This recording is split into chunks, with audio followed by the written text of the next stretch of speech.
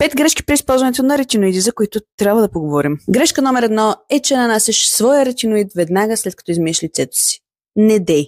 Рискуваш да раздразниш толкова много кожата и кожата си бариера, че накрая да намразиш всички ретиноиди, ама те милите не са виновни.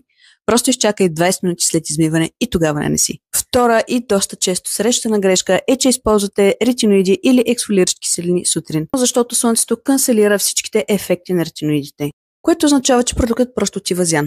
Трета грешка е, че не слагаш хидратиращ продукт след ретиноидите.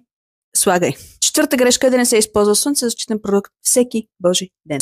Увреждаш кожата си, след това се опитваш да я възстановиш с ретиноид, след това отново излизаш на слънце, за да увредиш отново кожата си. Защо? Изобщо си губиш парите. И петата и най-честа грешка, която се допуска, е да се смесват ретиноидите с други ексфолиращи киселини. Няма нужда. С ретиноидите трябва да действаш бавно, плавно и внимателно. Бонус грешка номер 6, която доста често виждаме по време на нашите скин анализи в EgoStore, че не избирате правилния ретиноид за вашата кожа. Един продукт и неговото действие не зависи само и единствено от неговата активна и главна съставка.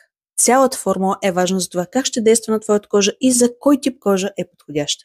Така, например, ако имаш мазна кожа, използвай един от тези ретиноиди от EgoStore. Ако имаш по-суха кожа, но не е чувствителна, използвай един от тези ретиноиди. И между другото, до края на днешния ден всички ретиноиди са с минус 15% намаление с код VITA. И няма повод да се притесняваш да използваш ретиноиди през летните месеци, стига да направиш тези 6 грешки. Чао и не забравяй да ни последваш, защото тук говорим езика на твоята кожа и искаме да научим и теб.